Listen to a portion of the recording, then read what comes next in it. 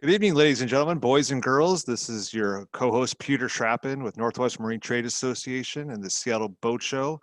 And speaking of Seattle Boat Show, this is Seattle Boat Show Live, episode 21, I believe. If memory 21, serves. that's what it looks like. Nice. Hi, everybody. I'm Mark Bunzel, editor and publisher of the Wagner Cruising Guide.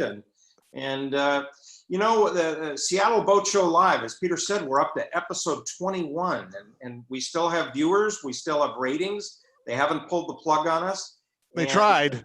Yeah, they keep trying, but we're going to be here for you.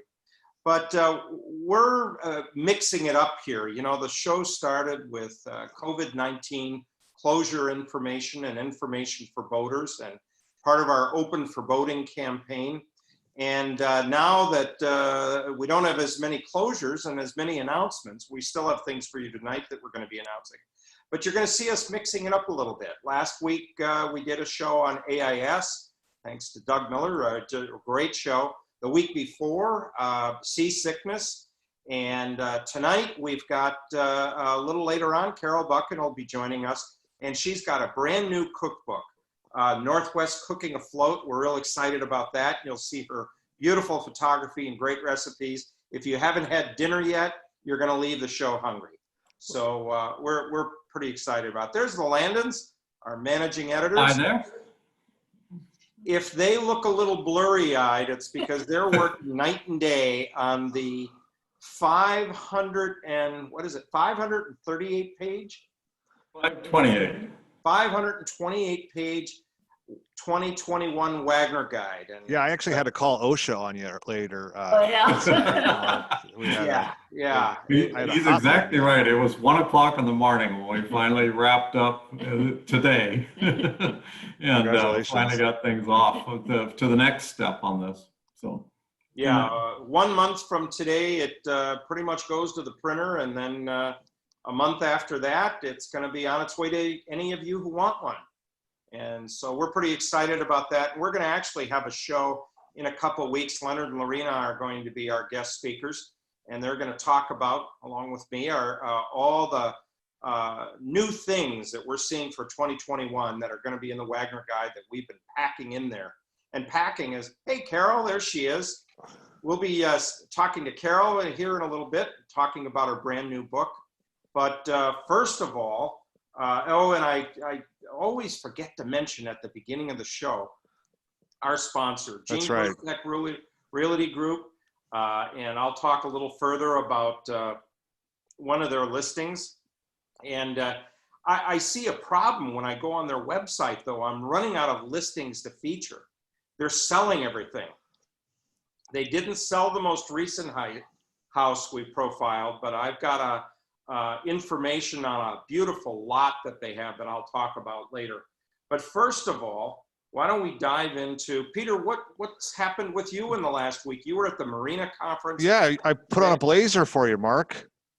Fantastic. I'm looking sharp, ready for the yacht club. I got my house slippers on though, so I wouldn't go too far to the formal attire here. But yeah, we wondered what was being worn from the waist down, but I'm not going to go there. No.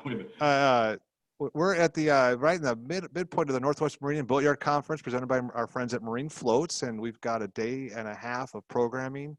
We had an excellent day today. We talked about National Marine Fisheries Service permitting around existing marina facilities. We had a keynote, former NFL player and college star Jed Collins talking about how you can get an extra 6 inches in your life, and that will really make all the difference and unleash powerful results. So that was really inspirational. We talked about cybersecurity. I mean, it was a whole gamut, Mark, of topics that we could poach for our own little show that we do every Thursday evening. So no, it was a fantastic show.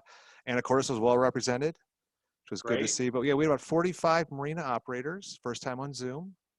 Normally we do that in person. We get about 120 attendees, and it's a big undertaking. It's a really meaningful event that we do here at Northwest Marine Trade Association. And we do it in partnership with our friends at the Washington Public Ports Association. So we all come together for a couple of days of learning. Nothing wrong with that. So yeah, and continue to work on harbor patrol issues, which we talked about last week. No silver bullet there on trying to find funding for that. But I know I've been looking forward to this show. It's National Pierogi Day, and it's also National Fluffernutter Day, Mark. I didn't know what a fluffernutter was. Did you know that? I do know what a fluffernutter is. I had to look it up. I haven't had one since I was a kid. Yeah, I wasn't sure if it was safe for me to. It's a sandwich made with peanut butter and marshmallow cream, usually served on white bread. It sounds like one of the 4 food groups. I don't know how I missed that, but we're looking to dive into that later. So yeah, that's my story, Mark. Thanks for Well, asking. that's fantastic. Well, we didn't get any boating in. Leonard and Lorena didn't get out boating, and my boat is in the yard. And I got the phone call today from my mechanic. He said, hey, you may want to stop down here. There's something I want to show you. Now, that's never good. I just want to point that out. And I have one of my shafts has some corrosion. And so I'm going to be taking a mortgage out on my house to buy a new shaft for the boat. But heck, that's boating. And so tomorrow I'm going to go down and take a look at that. But he kindly sent me pictures. And that's part of owning a boat. And what about that? Weren't you going to do an eco blast and the bottom paint and all of that? Well, I put that off for a season, but we're going to do some painting on it, but I'm holding off on the eco blast. What yard do you use, Mark?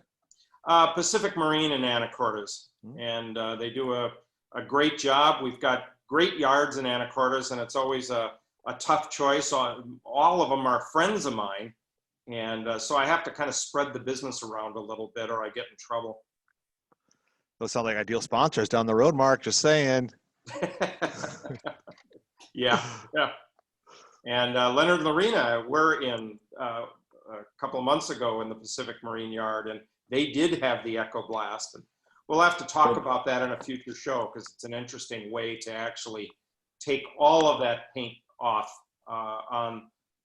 bottom paint off the boat and start fresh. So we'll save that for a future show. Little tease there, thanks. Yeah. Okay, so what's happening out in the boating world? What do we know that's open, closed? And I'll tease, I'm going to talk about Canada in a little bit. Go ahead, Leonard. Go ahead, Lorena. We've got a few updates for you. If you've been to West Coast Vancouver Island, you've probably been to Hot Springs Cove and the Ramsey Hot Springs and know that there's a boardwalk from the dinghy dock out to the hot springs. And it's been in the past very narrow. You can hardly pass someone on the boardwalk.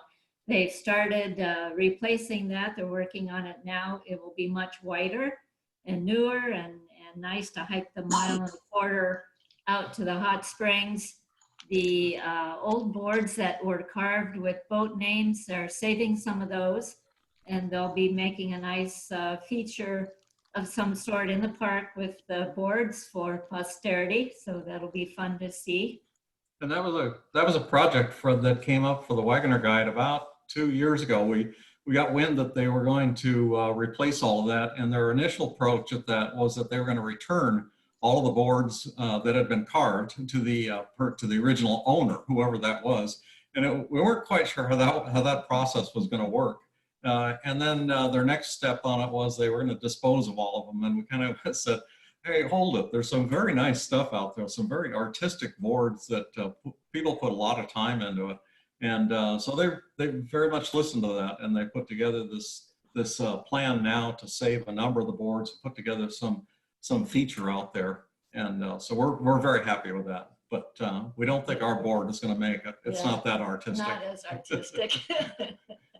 And for those of you who don't know, Leonard and Lorena have a DeFever boat, beautiful boat. They take immaculate care of it. And Peter, what do you think the name of the boat is? Oh, God. Close. Yeah. Yeah, that was close. I'm fresh out of guesses on that one.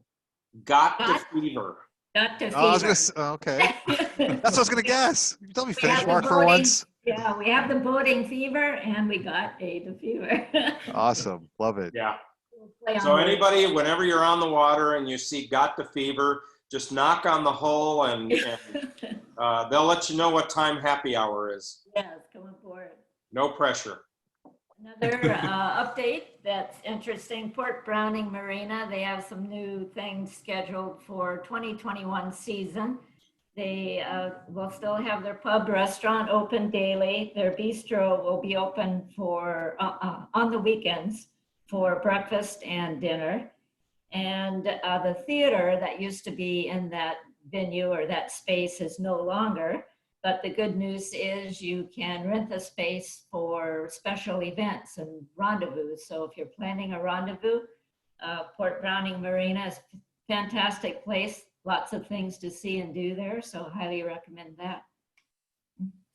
And so in home waters here, Deer Harbor, in their off season, they're going to be doing moorage on a day of basis. So give a call or email them, contact them basically for moorage space. They're not taking reservations in off season right now. Usually they take reservations through Docwa, and Docwa won't accept the reservations right now. And that's an off season only thing, probably just for availability and the fact that they have space out there. The other one is Port of Friday Harbor is very happy to announce that they, as a result of the county public health officer's directive, they can now go to 100% capacity. So they've got plenty of guest moorage space available, and drop in there, first come, first serve, head over to Friday Harbor. So it sounds like a good place to be. The other part of our announcement is we wanted to give a sneak preview of the 2021 Wagoner Guide, just a sneak preview, because Mark talked about, we're going to do this a show on the 2021 Wagoner, but we wanted to sneak some things to you, and you could talk about while I get the share screen going and just show you a couple of pictures from that. Are you going to tease to what the theme for the 2021 Wagner Guide is? We can, yeah. Is it a feature Carol of you, will Mark? appreciate this, and we'll explain that tie-in. Hold on a second, we'll get full screen here. Oh, we get that wrong. Here, where'd it go? So part of what we always look for are bear pictures or whale pictures, and we try to get as many as we can into the Wagner Guide. And the important point here is that there are some fabulous places to visit, and you need a permit. So the 2021 Wagoner will include information about how you get your permit to go see these bear viewing locations. Fabulous, not to be missed. Truly out in nature, seeing the bears in action, fishing, great platforms to view from. So that information will be in the 2021. And this one, That's for Southeast Alaska, right? Yes, this one's Southeast Alaska. and this is the, Snuck that in there. The Wagner Guide will now include Southeast Alaska? Really? Right, all the way to Skagway. Wow. How did that get by me? Heads are gonna roll. and this short map, the map on the chartlet here is of Pack Creek, a bear viewing area. Very poorly charted area on the NOAA chart. So that was one of the things we wanted to include, was our knowledge about where to actually to anchor there. And this is our theme this year. This is one example of article. We have several articles. The theme is meeting the challenge. And Carol, you'll be interested. I know you come from a racing family, cell racing. And so we have a number of events included, boating events, including sailing races, as well as powerboat races and events that are of interest, either as a participant or as a spectator. Some really interesting places, includes where you can view them, what they're about, where you go to, again, shoreside viewing, what the event is about, how you might participate. This happens to be the vintage tugboat racing in Olympia. There's the bathtub races in Nanaimo, the native tribal journeys. There's outrigger canoe events, and of course sailing events like the Van Isle 360 going around Vancouver Island in 14 days, which is pretty amazing. All kinds of really fun things to read about. And the last view, the sneak preview, a little bit on tidal glaciers, again, Southeast Alaska. So we have in there Glacier Bay National Park and other destinations. That's the sneak preview. Fantastic. Thank you. Yeah, snuck glaciers in there this year. We've missed that in prior years. I wanted to talk a little bit about the status of the border. Canadian border. A directive came out from the Canadian government yesterday, and I got real excited when I saw this because they've been telling us, they've been advancing the schedule to the 21st of the month, the next one being October 21st. And one of the government officials actually came out and pretty much said, we're going to continue to evaluate it, but it doesn't look like the border is going to open anytime soon. So the numbers in Canada have been going up. The numbers in the US have not looked great. So we still don't have an answer as to when the border is going to open. And we don't know what it'll look like for next season. And, you know, we're all hoping that things will get better, but right now we don't have any improvement. So Canadian government officials are pretty much telling us that stand by, but that's not going to happen. What I did find interesting is in this release, they did talk about another point, and that's that last year, 10,780 Americans chose to make Canada their permanent residence, with roughly half coming in the first half of 2019. So we have a number of people, for a variety of reasons, who are immigrating to Canada, and which I can sometimes understand. I'm a big fan of Canada.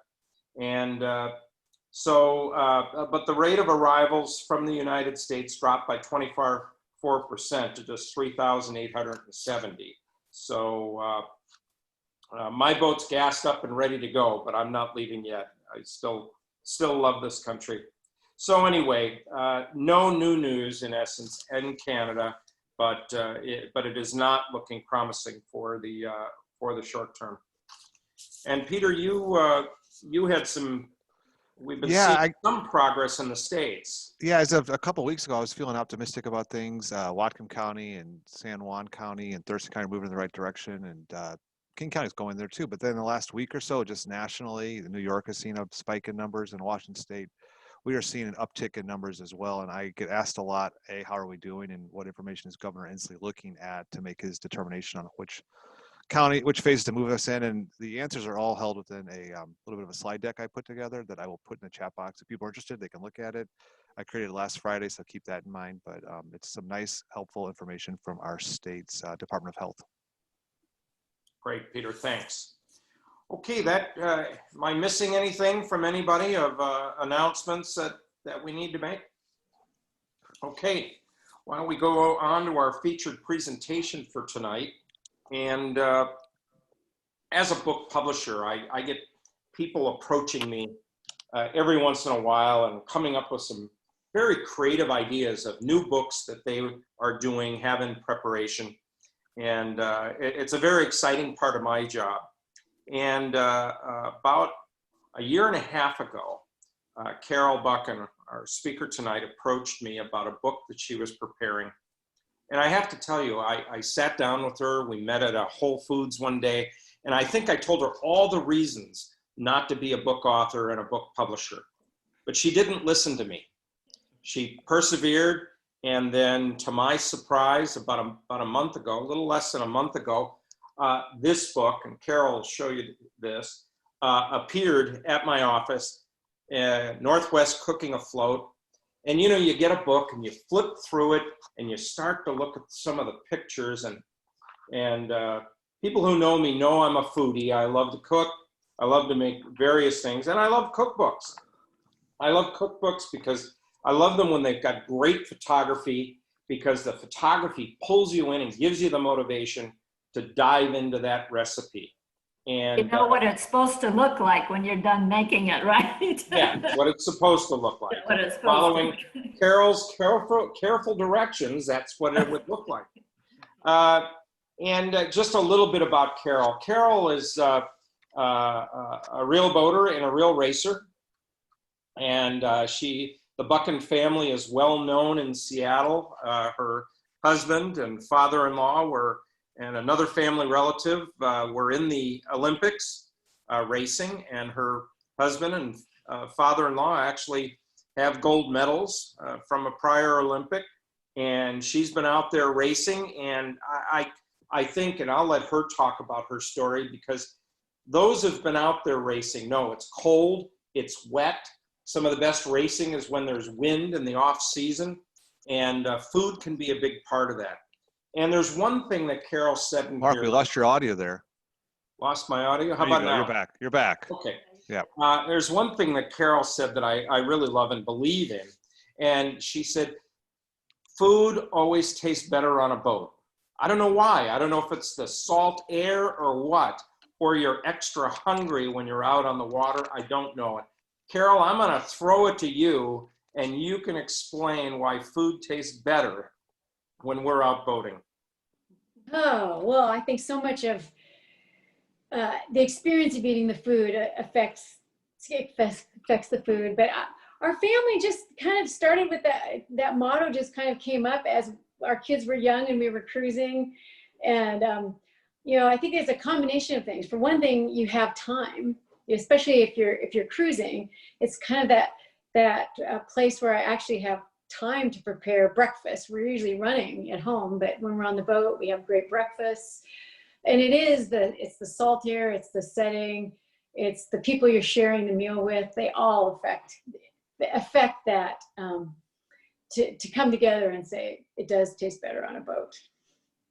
So you actually put together not just a series of recipes in this book, but also some tips for putting together a menu if you're going to go out cruising for a week, the kind of cooking tools you might want to have on the boat. And why don't you tell us a little bit about that? Because I know sometimes I get on the boat, and I'm a little strange in how I boat. I have a KitchenAid on the boat. I have my crock pot on the boat. Just a little strange, Mark. A little strange, yeah. Just a little strange. And I like to eat when I'm boating and share it with friends. And one of my things that I love to write about is the happy hour ritual. And we can talk about that a little bit. Well, I am a minimalist pretty much because we live in a floating home, 1,300 square feet. And when we cruise, we're on a sailboat. So, I have 3 small drawers in my galley. So I call my term is it galley worthy? Is this utensil can it earn its spot of space in my drawer? And so when I look at the recipe, what I've learned is you can simplify quite a few recipes. So I look for recipes that don't have too many ingredients. Some things you can prepare ahead, but for the most part, really simple is best. Fresh is best. Eating local when you're cruising is best. And to me, that's one of my goals. How can we make it simple and delicious? And what I've realized is some of my favorite recipes are just 3 or 4 ingredients. Fresh roasted corn with some lime squeezed on top, and maybe a little roasted pepper. It's fabulous. Yeah, Carol, one of my favorites in the book was your jalapeno chili sausage. Oh, cranberry jalapeno sauce. Oh, that looked excellent. I want to make that one. Good. Carol, I've got a few recipes I was going to put in the chat box. Do I have that corn recipe? Is that the one you'd like me to put in now? Yeah, that's a corn chowder recipe. Corn you can chowder, pick okay. that one up. Yeah. Okay, sweet. Yep. Yeah, it's fresh corn and fresh Dungeness crab. So it's always nice to have a little extra crab when you're eating fresh crab, so you can add it to the chowder. So Carol, you also had a comment that part of this grew out of when racing, the interest in a meal in a mug. And when I read that, I thought, oh, maybe she's got that cake in a mug recipe. I didn't find that in the cookbook, but I found plenty of other things that just looked terrific. Yeah, well, really, the whole idea, the whole challenge when I started this was we were racing that Van Isle 360, a race around Vancouver Island. And I was doing all the food for the boat, and I didn't realize racing in the race and doing all the food would be so exhausting. But what you always are thinking about on a race is if you're on an upwind leg and you're heeling over, it's really hard to eat food. If you can plan it to eat it downwind. So I'm always trying to think ahead. what can you hold on to?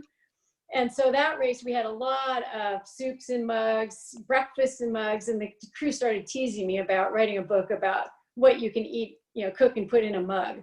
But that was just way too confining, because we have plenty of lovely meals at Anchor or dock parties. I mean, dock parties are just the best, and potluck's even better. So I tried to kind of break it down into different ways you cook in different types of boating that you're doing.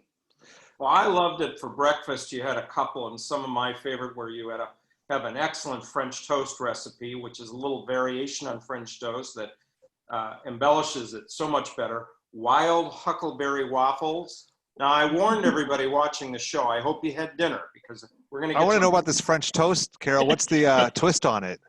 Well, you know how things become a tradition. So I did a French toast one morning when we were heading out to the Round the County race up in San Juan Island. And it's in November. It's always cold. It's usually dark when we leave the dock, because it's a good hour plus motor to get to the from Friday Harbor out to the east side of Orcas. And someone had given me a really good artisanal loaf of cinnamon bread. And so it was a cinnamon swirl bread with made into French toast with fresh berries and whipped cream. And now we have to have that breakfast every time we're starting the Round the County race on Saturday mornings. So speaking of burrito was tradition, yes. Speaking of tradition, I see you have your father's special occasion recipe that looks fabulous. It looks easy to make, but absolutely beautiful. Can you talk a little more about this history? Oh, the Dutch baby. Yes. Yeah. That's a recipe that whenever my dad was actually a pretty good cook, and he cooked breakfast for us quite often. But the Dutch baby was like the Christmas, the Thanksgiving, whenever it was a holiday weekend and we were home. And I call it kind of a it's a pretty, you always have eggs and flour, hopefully a lemon in your refrigerator, and milk. It's very simple. It's basically a huge popover that's cooked in a fry pan in a hot oven. And it always presents so beautifully because it puffs up in the pan, and then as you sprinkle some fruit and powdered sugar on it, and it does seem like a really fancy breakfast, but very easy to make. A lot of your recipes looked that way, not just easy, but looked great. And I credit that to your photography, but I've made some of them similar, and they do come out great. Your chili verde or your beef chili with vegetables for lunches looked fantastic. And then moving on, and I got drawn in by, certainly the jammy oatmeal bars. Where did you come up with that word jammy? That was great. Oh, well, because they're filled with jam. We're always have to make some fresh jam in the summer, but those are, that's one of our favorites. Well, and then, when you sit down and try to figure out what are the tried and true family favorite recipes, you do have, I think we probably all have at least a dozen or so that always turn out. And so I started with those, and even friends and family were reminding me, you always have like a marinated flank steak on board. It's like, oh yes, you do. Something that's easy to prepare ahead and put in the icebox. And this is where Carol put together the shopping list as well as the list of menus that you could use with recipes from the book. And what I liked is the variety. You had variety all the way through, and the shopping list was not too extensive. Exactly as you said earlier, keep it simple, the least number of ingredients, and God, they look fantastic. Mark, I know you like cream cheese, and I was noticing, Carol, your Italian torte, it looks like a cake, but it's layers of cream cheese with Kalamata olives, dried tomatoes, artichokes, parsley, and then with a baguette, and it looks like a beautiful tiered cake that you could take to a happy hour. It looks fabulous, easy to make, great ingredients. Well, most of those ingredients are things you don't have to refrigerate even. They're usually canned or bottled.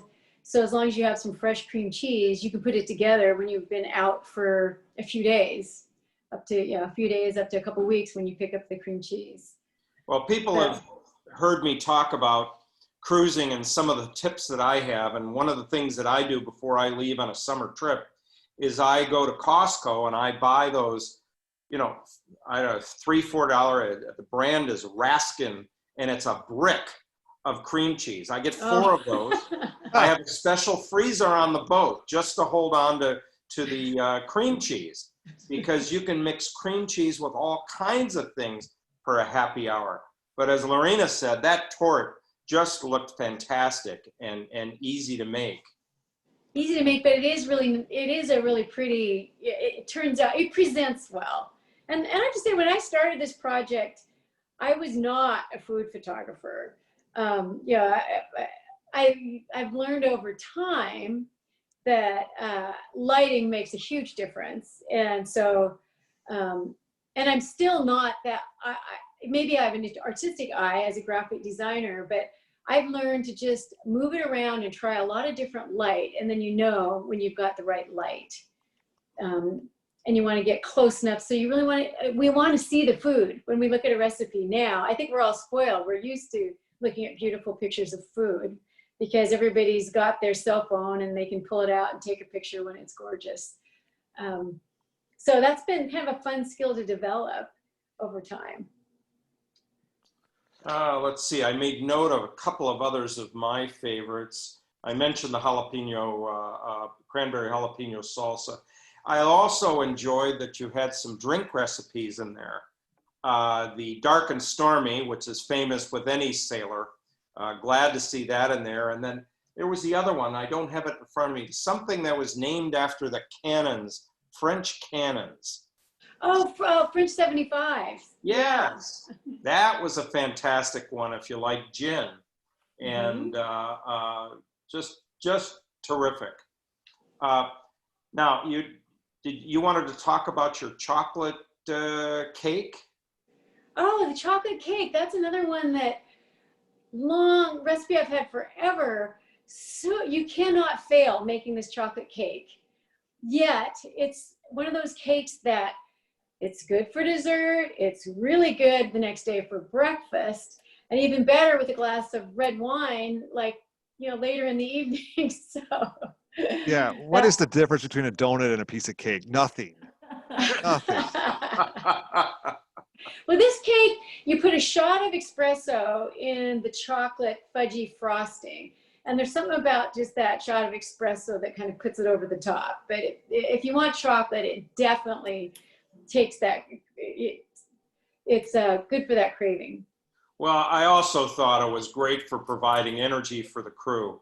Both the espresso and the chocolate would boost up a crew during the afternoon in a race. I could see that. So what others are your favorites? Well, I have some pictures if you want me to show some pictures. Okay. Let's see here. And while she's setting that up, I'm going to page through. Of course, I went right to the Italian torte, but there's some, Carol's got her Northwest barbecued sockeye salmon, which of course we all know how to barbecue sockeye salmon, but what she has in here is a spice rub and how to make your own spice rub so that you can really make that salmon special. And of course you can adjust the spice rub to your choosing. So I really enjoyed that. And then also with that, very easy to make recipe for her yogurt dill sauce. And as I said earlier, if you're hungry, we're going to leave you a little hungrier after this show tonight. Go ahead, Carol. Show us the picture. Okay. Is it up on the screen? This looks great, Yeah. Carol. Okay, so there's the cover, and I say this is a picture from one of the stops on Van Isle 360, which I had to put in there since that was really kind of the beginning of this seed of this idea. But here you go, everything in a mug. We have these great stainless, thermos mugs on our boat that work really well for serving a crew on a cold day. And of course, racing, you know, at least in the chapter of racing, there's lots of other boating. And I do have an appendix. When you start thinking about boating, there are so many ways in the Northwest to get on the water. I've started rowing since we've moved down to Portage Bay, and we have crew house brunches once a month with fabulous food. I see so many people renting their little electric boats and taking families out and having, you know, dinners around the table in one of those Duffy boats. There's, I laugh how many, you know, this was the season for paddle boarders, because that's this thing you can do by yourself and get out on the water. And there are many times we just throw a picnic on our paddleboard and go someplace for a hike. So there's lots of ways to get out on the water besides racing. So this is a chapter that I did on recipes that I would cook at Anchor. So here's one of my favorite appetizer recipes. And basically I just go to like an antipasto bar at your grocery store and pick up some olives and pickled peppers and things, and then put them on, these are rosemary twigs. Super easy and beautiful. This is one of my favorite recipes to cook if we used to carry a barbecue on board, and we don't as often as we used to. We just found that if it's windy, we have a hard time. But if I have access to a barbecue, I love doing these prosciutto wrapped scallops. Wow. And I was laughing how many times I stood at a barbecue with somebody that had bacon wrapped scallops, and the bacon isn't cooked and the scallop is cooked, or the scallop is overcooked with the bacon. But prosciutto is just perfect timing to have with your scallop, and it adds that salty flavor that's just a great combination. Keto friendly. Yeah. And what I did in my cookbook is I wanted to mix photos of all the gorgeous places in the Northwest we have access to that really do go with the food. This is Tribune Bay, one of our favorite spots in the Northwest when we get to go to Canada.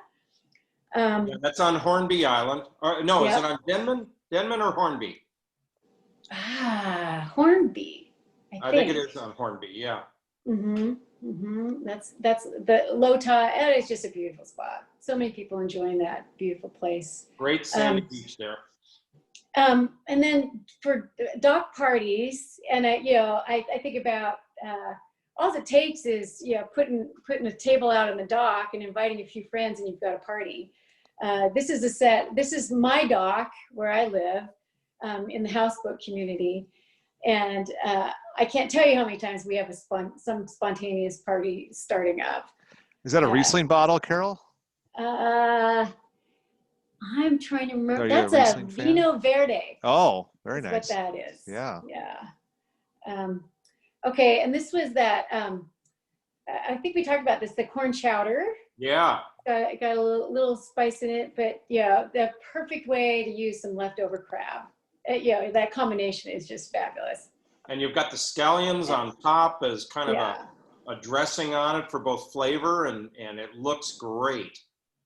And I really try, for most of my soups, I don't really like a heavy cream base. And so I've found that most soups, you can just take a fresh vegetable. This one, I think it's the potatoes in the recipe that provide the creaminess for the broth, but it doesn't have a lot of cream in it at all. Yeah, I think you also had, it surprised me, a little bit of flour in this one. Just a little bit. Yeah. Yeah, rather than heavy on the cream, a little bit of flour. Kind of took a little adjusting to get just that right combination. But of course, bacon and crab, what can I say? Okay, here's the chocolate cake. Wow. Looks great. How did you make the frosting on that? Looks like with cream cheese mixed with No, it's not with cream cheese, Mark. This one is just a pretty basic recipe. It's just the powdered sugar and butter with a little bit of, and then the espresso adds the liquid. So it's really basic, and a little bit of cocoa powder. But this one, you can make it in a 9 by 13 pan, so it's really easy. Yeah, on a boat, trying to figure out where you're going to store something that's not going to go flying when you move, this one is really easy to pack. So definitely sailboat friendly. Picnics, here's your sushi on a nice day, and I would say half the days we're out cruising, we pack a picnic and go enjoy a beach or a view or something like that. And I kind of include in this, we do a lot of like an evening race, a duck dodge or something, where we go out and race and then we pull out dinner afterwards, which I kind of consider packing a picnic dinner, trying to figure out what you can make ahead and prepare really quickly. So here is the really simple grilled corn. Cut it off, when you cut it off the ears and put a little fresh lime on it, you've got your salad. It's a really good side salad. Yeah, there's something about that to me is cruising. There's something about a char that really adds another dimension to cooking that I think people are. Especially on corn like that. Yeah. Great. And that young fellow diving in, did he live or have hypothermia? Oh, that was up in Desolation Sound. Of course, that's my son a few years ago. He can swim in pretty cold water. Chopped salad, that's another one that's pretty easy to make ahead and pack for a picnic. It's a great one for feeding a big crowd too. I love a hearty salad. When you're preparing something like this one, are you doing all that chopping and everything on the boat or ahead of time and carrying it in small containers? This one I would prepare ahead of time. And if it's not dressed, you can just put it in the bowl you're going to serve it in like that. And when it's time to serve it, just add the dressing and toss it. So that's a really easy salad to make ahead of time. And I appreciate that in your book, you also had a little section on containers, on how to pack for the boat. Yes. Well, I don't know how everybody else's freezers are, but we've got one deep section. So if I don't have things in bins, I'm going to be, having to sort through every bit and piece in my freezer to get what I want in the bottom, unless I can take things out in sections. Got it. Yeah. Let's see, what do we have next? Okay, racing. So I have a chapter on racing. This is around the county, I think out by Limekiln, that picture. And so just, again, a variety of really hearty soups that you can make ahead. This split pea, again, it doesn't have dairy in it. So if you're trying to cook for somebody that has a dietary restriction, I love making this soup. You also have a great tomato ginger soup that I can't wait to make and try it. We're getting to that season. We're just we are. Yeah. Okay. So I don't know. I guess I put a few racing pictures in here. So this is the boat that I've sailed for years, the 505, and then again, it's like, how do you pack a lunch that you're going to go out and get wet? So, and I think about how many stack lunches for junior events that we put together. Waterproof bag, but something that you can, hang on to and eat. A lot of interesting, I think the best thing on a boat is a wrap. Whatever you can roll in a burrito makes it really easy to eat if you're out on the water. And a wonderful thing like this, you don't need to bring salt. It's just automatically applied. Right.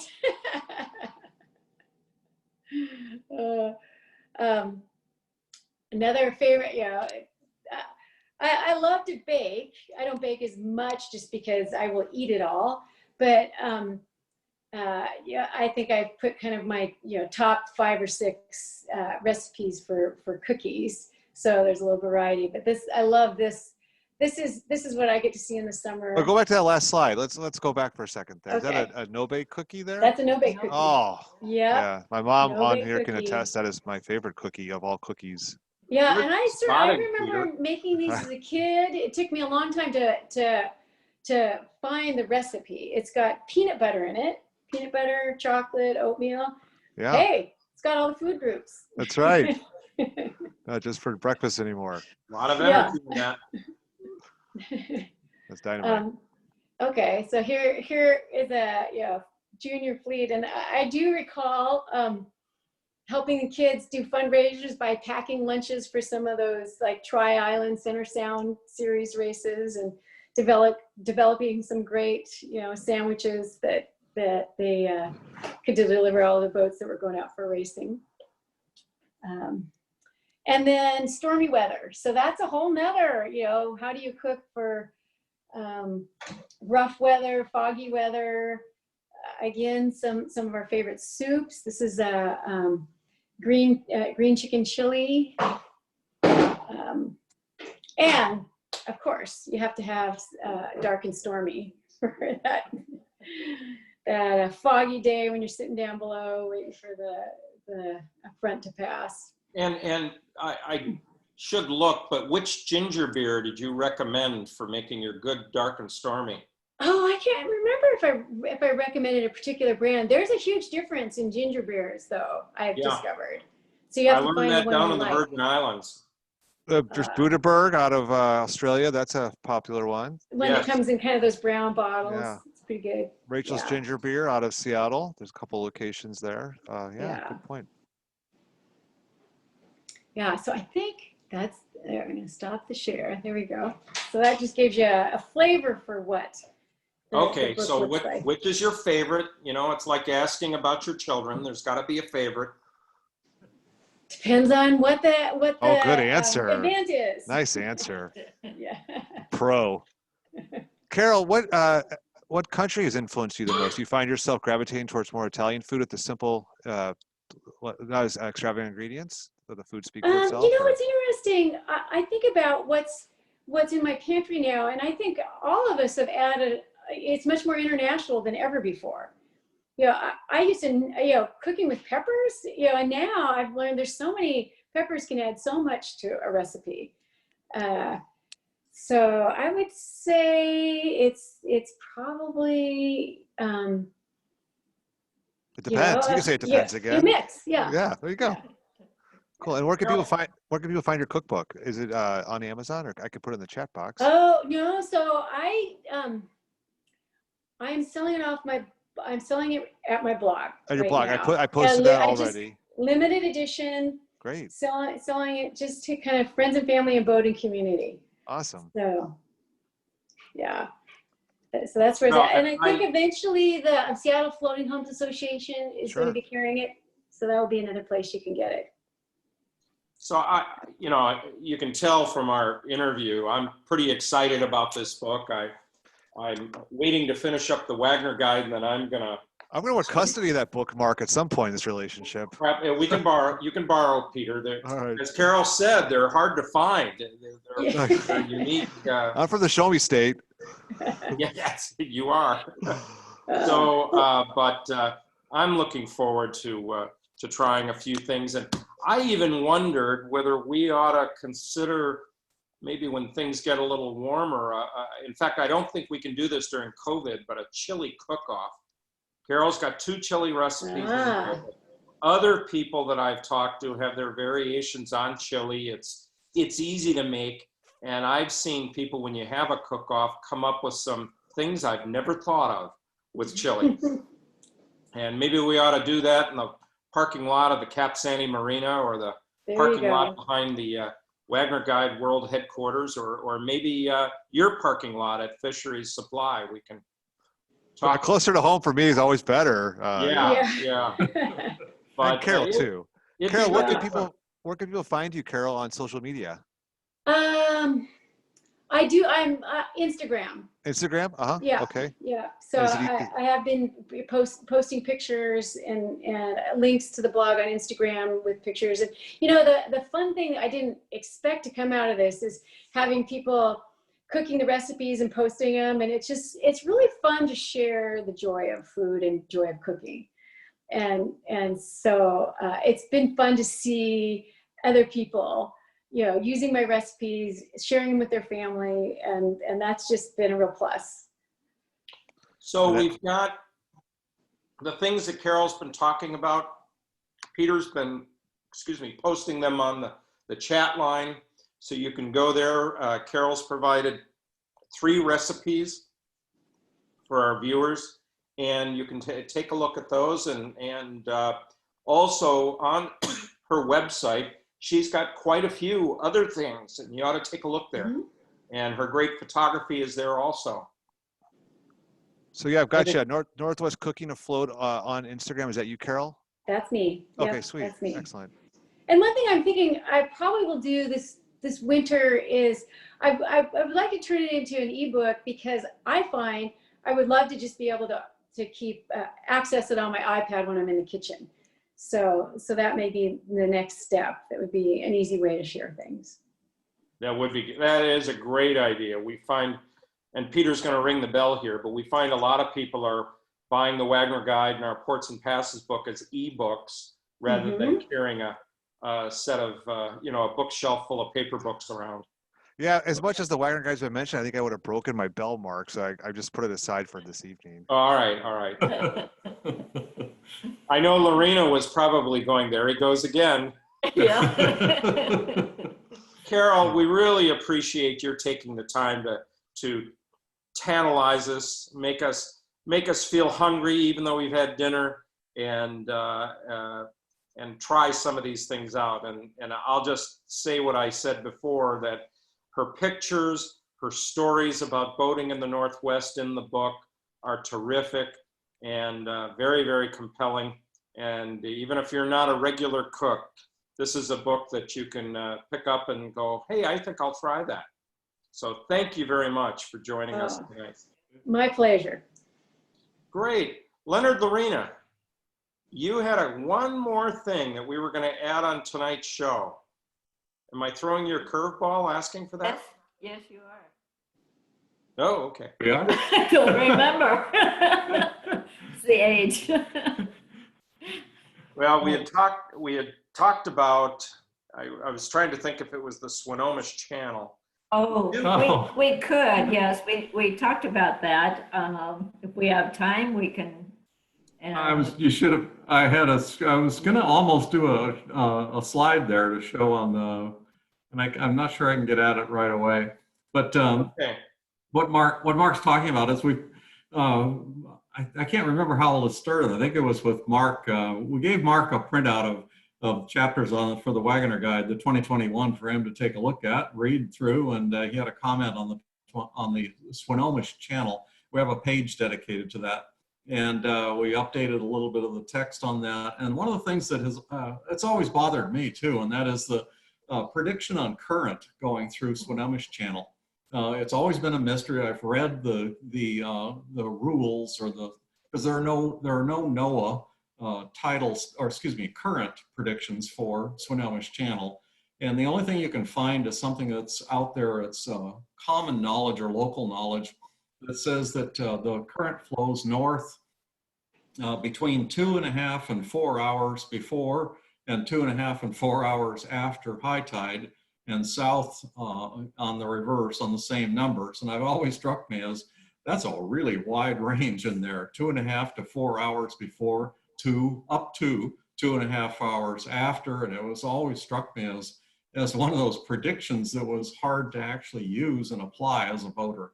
And for most of the time, the only thing I really cared about was the tide levels. And so we draw about 5 feet of water. And there are some areas on Swinomish where at minus tides, you're not going anywhere at minus two feet. So we're working on that right now. And we do have some insights. We've got some inquiries in. I don't think we have answers yet, but we're working to get some better definition on what the current will be predictions for current going through Swinomish. Mark, did you have anything more to add, or do you? I would just say, who's a real expert on this is Bill Baker, Mark. Yeah, that's a great idea. He trains Navy SEALs Navy SEALs come out and train in that channel, and Bill is on board to help them. Well, and we probably have some viewers tonight that are thinking, well, this is easy. You come up to the hut at the fuel dock at Connor Landing, and they've got this giant arrow on the side of the building that shows which way the current is running.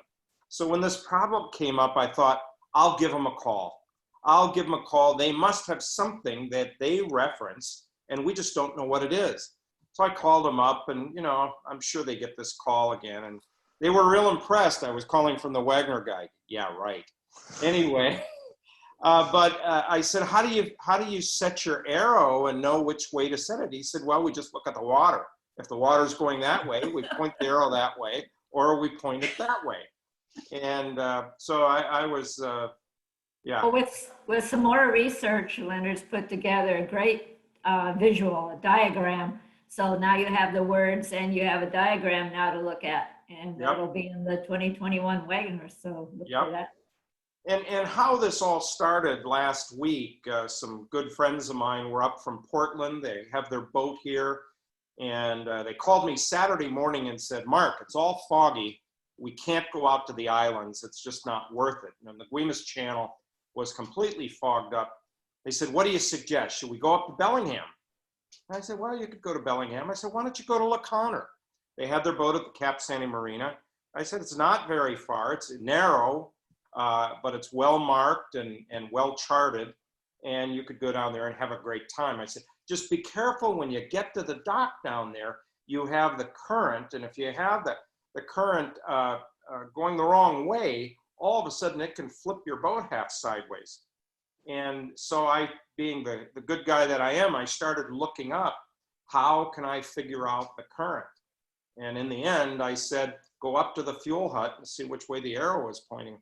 And it opened up this whole thing with Leonard, Lorena, and I of how can we provide this information, but we have to figure it out first. So that's a day in the life of when you're working on cruising guides, of trying to find the right answers and not just make this up. So we're gonna get to the bottom of this one. And just a note that is the way a lot of this work, these instances come up, and that is when boaters and readers for the Wagoner give us calls, or usually they send us an email, and we start the research. So we really, really do ask people to give us an email. If you have a question, there's no silly question out there. Send it to us. We'll research it, figure out what's going on, because many times it uncovers something that wasn't covered very well in the Wagoner, or something that hadn't been researched. There's also a NOAA out there and Coast Guard, and they're a resource. And if we don't have information, we can certainly tap these resources and get a hold of Coast Guard or other folks and let them know that we need some more information as boaters. Mark mentioned at one of our other sessions or webinars, that early in the season, we were over in Sydney and had the chance to visit with the CHS, the Canadian Hydrographics people. And again, a resource there. We now have some good contacts in there. So if we're missing information on the Canadian side of the border, we've got some contacts, and we welcome the opportunity to go ask some questions and solve some problems like this. Now, a side story to that, we're touring and they're showing us all the great facilities and the researchers they have and so forth working on this. And we said, well, that's fantastic. They said, well, actually, a lot of what we get is out of the Wagner Guide. We thought, uh-oh, we're in trouble. Yeah. That's the honest to God truth. And that's the second time that we've had CHS tell us that, oh yeah, we always keep a current copy of the Wagner Guide here at CHS. Smart people. That sounds interesting. Yeah, but they're certainly willing, as Leonard said, give us a hand at answering some of these questions. And the areas of currents and some of these unusual places, like a Grenville Channel, we're working on to provide more information. It's very interesting. You know, we've had a couple of people in the chat. George Brooks and Janet Grimley suggest looking at the Port of Skagit La Conner Marina website has good information regarding the current. Yes, and that's where we found it, but we're trying to find something a little better than that. But that is the best right now. That's exactly correct on the Port of Skagit website. And just to go further on that, the Skagit website has the information, again, is local knowledge that's been around for a while, that states the 2.5 to 4 hours before to 2.5 hours to 4 hours after and all of that. The conflicting part of that is a few sources have some information that says that in addition to that the ebb and flood currents meet somewhere north of La Conner, And the question that I'm still driven by is, how can you have the flow going north all the time and going south, or not all the time, during one period, and going south during another period, but then meet at somewhere in the corner? These two just don't fit for me. So we're trying to figure out which description is correct at this point. Yeah, and as soon as we get an answer on this, we'll share it with you. I think it's a fascinating thing, and a lot of our viewers boat in this area and go through the Swinomish Channel on their way out to the San Juan Islands when coming up from Seattle or Edmonds or Everett. So we're just about out of time. Yeah, we're at the top of the hour, Mark. What do you have in store for next week? Well, before I go into next week, We got to hear about the Grospec Realty. Exactly. I'm on message. The Grospec website, I went through it, and the home that we featured last week is still available in the Latitude 48 housing development, which I mentioned is very close to my home where I live, and very close to the Landons. We could all be in the same relative neighborhood. Care what you wish for, Mark. I know, I know. But they also have a lot on Marine Drive on Fidalgo Island. So that's on the west side of the island with beautiful sunsets, trees. It's got room to build 2 homes on it, and it's not going to last long. Real estate up here has just been going crazy as people decide they want to move out of Seattle or move out of Bellevue and want to get out to the country, and their companies are allowing them to work remotely, so they're moving to places like this. So homes are not lasting long on the market. And same with boats. Boats are still selling very, very strong. So would like to thank Jean Grospec and her crew at the Grospec Realty Group. And if you're interested in some of these properties, give Jean a call, and she can take you through what's available. And we'd love to have you as neighbors. How's that? Sounds about right. So for next week, we're going to be talking about boating maintenance. Last week was electronics. 2 weeks ago, was it 2 weeks ago? We talked about seasickness. Tonight, we talk about great food. What's the part of this that's missing? Pump out. I know, that's terrible way to look at it. It is. But there are a number of issues with pump out going out. We're very pleased to have Washington Sea Grant join us next week to have a discussion about this. And they have an app for that. And we're going to be showing this app that'll help you find the nearest pump out stations. It's being updated regularly because sometimes these pump out stations are in need of repair or maintenance. And we're just thrilled, and Aaron Barnett is going to demo it for us and talk about some of the great things that Washington Sea Grant is doing. So please join us for next week. We've got other shows planned going forward and falling into place. And falling into place, that was good, Mark. That was a good Yeah. one. Fall, autumn, falling into too late. Yeah. Okay. Yeah. I used to be in radio Ha! long ago, college radio. Anyway, but that's all I got, Peter. I better call it quits right there. Yeah, no, that's good stuff. I sure learned a lot. Carol, thanks for joining us tonight. I would love to get my hands on one of your cookbooks, maybe autograph that. I have a hobby of buying cookbooks, and I just need to put them to work. So that's excellent. And Landon, it's great to see you tonight. Mark Benzel, we're at episode 21. Yeah. I was actually going to put a few things in the chat box myself, if you don't mind me self-indulging. There's a board game out there called Chronology, which I had a fun time playing a couple weeks ago. And also there is a murder mystery that has my my intrigue quite up there. It's you could I haven't played it, so don't come to me if it wasn't much fun. But yeah, you can sign up to do this murder mystery game online. So both safely from your confines of your boat or your home. So I will put that in the chat. And episode 21, that was Buck Henry, Marks, hosting Saturday Night Live. He hosted quite a few shows. He did, yeah. He actually, I didn't realize this, but he was up for an Academy Award for writing the screenplay for The Graduate.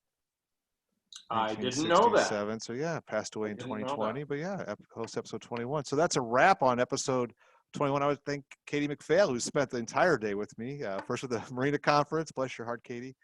and now with Seattle Boat Show Live. And we will see you all on Thursday night at 7 p.m.